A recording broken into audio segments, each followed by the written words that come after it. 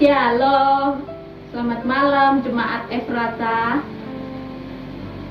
Terima kasih untuk kesempatan yang diberikan buat saya pada malam hari ini. Saya, Ibu Tina, mau menceritakan bagaimana Tuhan itu baik dalam hidup saya.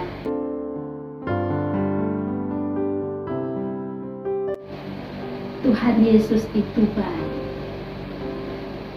Tuhan Yesus itu dahsyat. Anugerahnya besar.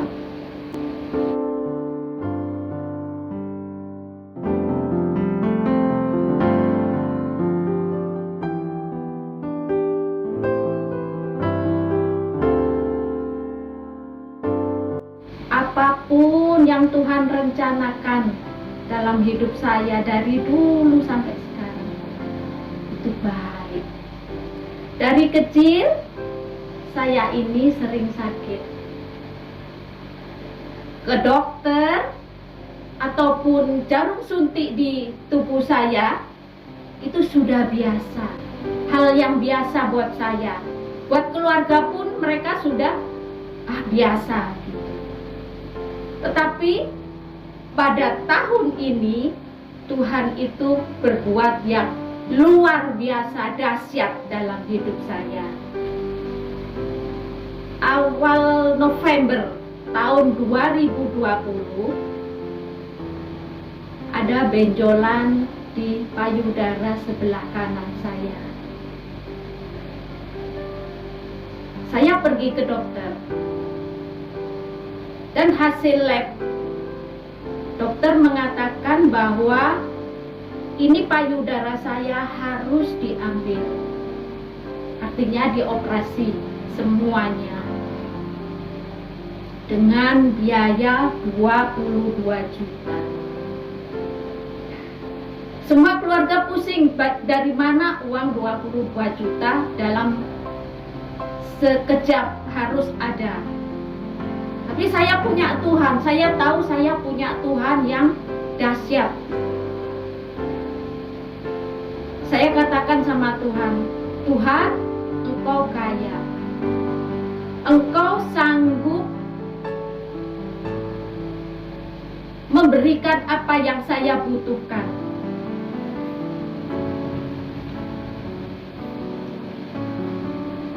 Akhirnya pada bulan Februari, 15 Februari tepatnya tahun 2021, saya payudara saya dioperasi. Pada awalnya dokter bilang semua, tapi pada saat di ruang operasi dokter katakan setengah boleh. Jadi kayak tawar-menawar gitu sama dokter. Tapi saya katakan enggak dok, semua saja. Saya nggak mau ambil resiko. Kalau diambil setengah, nanti itu ada mengalir kemana-mana. Saya nggak mau, jadi keputusan saya dan keluarga diambil semua. Orang bilang sesuatu yang menakutkan. Saya nggak mau mengalami ketakutan. Jadi dari awal saya minta Tuhan kuasai hati dan pikiran saya supaya saya tidak takut. Apapun yang terjadi nantinya, saya tahu saya akan melewati semua ini. Saya serahkan sama Tuhan, saya mintanya cuma itu. Bersyukur Tuhan kasih sampai sekarang. Tuhan kasih itu. Pikiran dan hati, sukacita, damai sejahtera yang Tuhan kasih. Melewati operasi pun, di ruang operasi pun, itu ada damai sejahtera, sukacita. Karena itu yang saya minta dari Tuhan. Ada suatu hal yang besar yang terjadi pada saat saya di ruang operasi. Pada waktu itu saya lihat sepertinya ada perawat-perawat itu banyak duduk. Sebelum saya ndak sadar, karena dibius total. Nah, sebelumnya itu saya tahu mereka berdoa. Saya pikir, oh sebelum operasi berdoa dulu. Tapi saya lihat perawat itu banyak sekali duduk. Akhirnya saya tidak sadar. Sesudah itu jam 11 siang, jam 7 saya masuk, jam 11 siang saya di ruang pemulihan.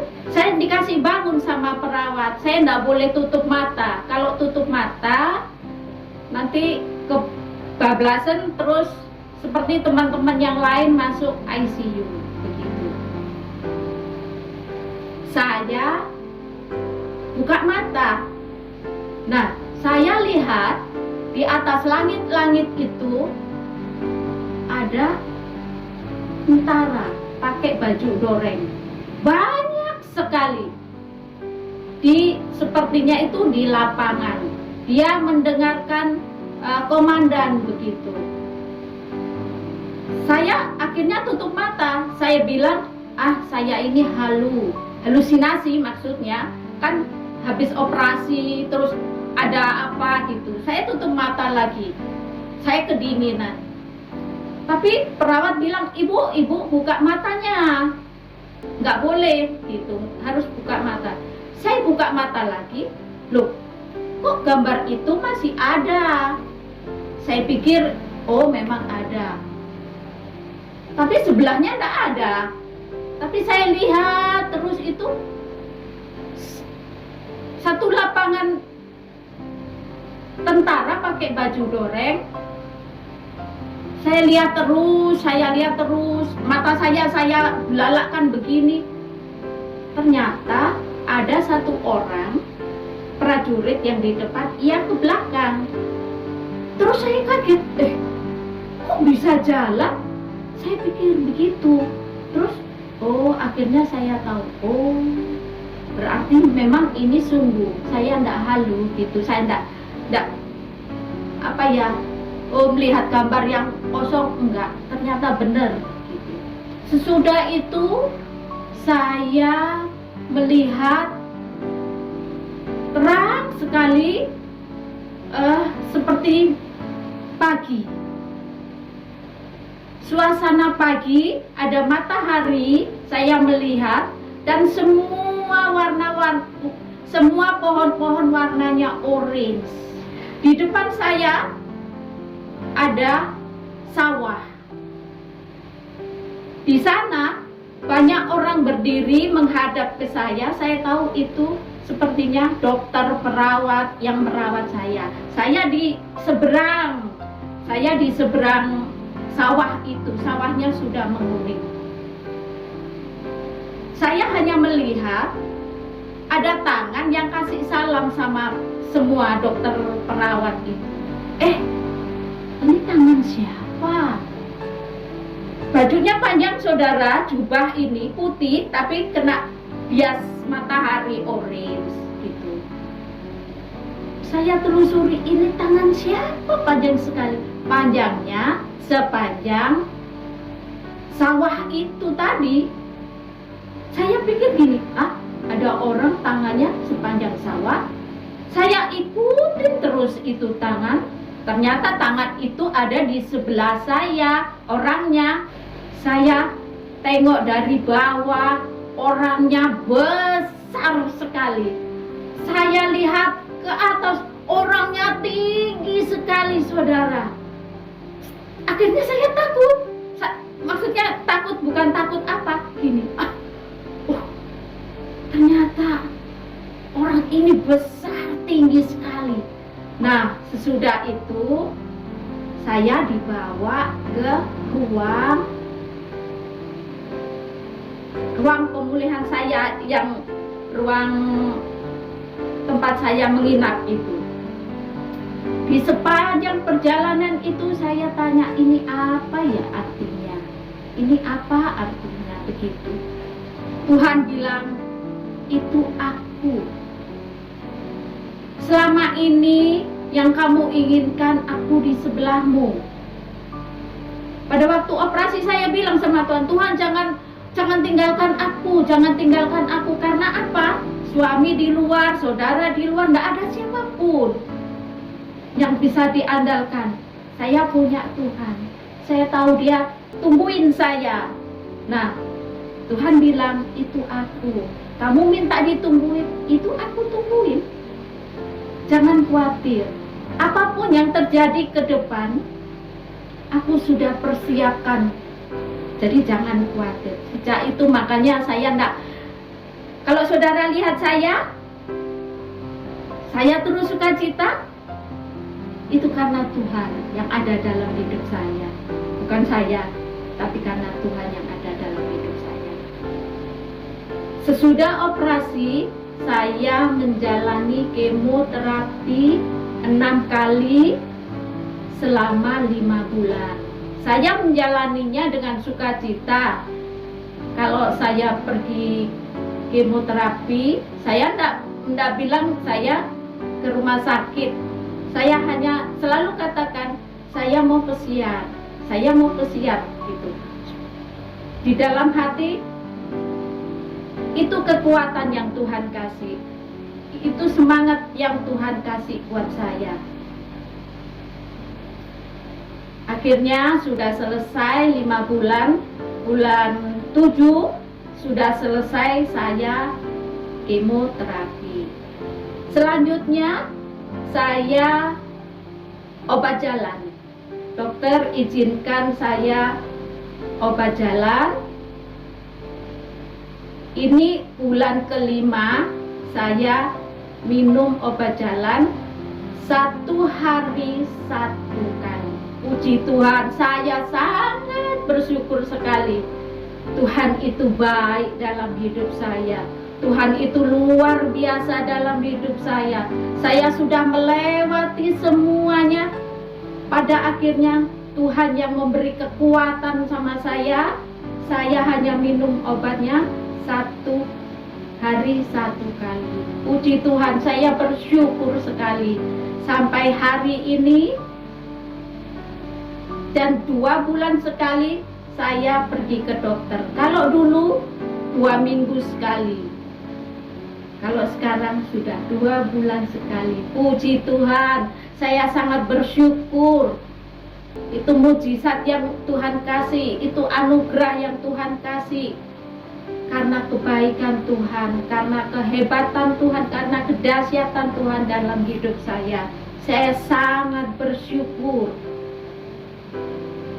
Sampai hari ini, sampai nanti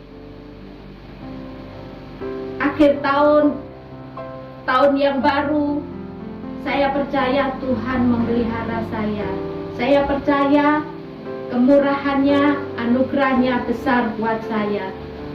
Jangan ragukan Tuhan. Jangan sekalipun ragu akan Tuhan.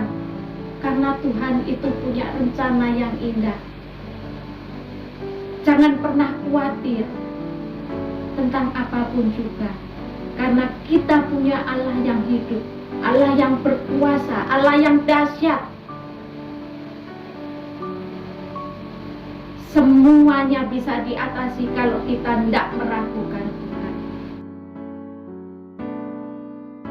Berapa banyak dari kita yang ketika menghadapi suatu permasalahan, kita undur dari Tuhan, kita pergi dari Tuhan, bahkan jauh dari Tuhan.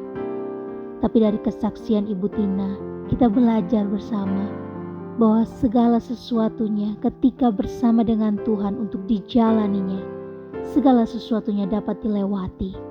Kita tetap memiliki pengharapan, kita tetap memiliki damai sejahtera yang dunia tidak bisa berikan, hanya Tuhan yang bisa berikan. Kita percaya bahwa tahun-tahun yang akan kita lewati, kita tidak pernah sendiri. Kita berjalan dengan Dia, Immanuel, yang adalah Allah menyertai kita. Jangan pernah ragukan Tuhan. Kalau ada Tuhan, segala sesuatunya dapat diselesaikan. Puji Tuhan.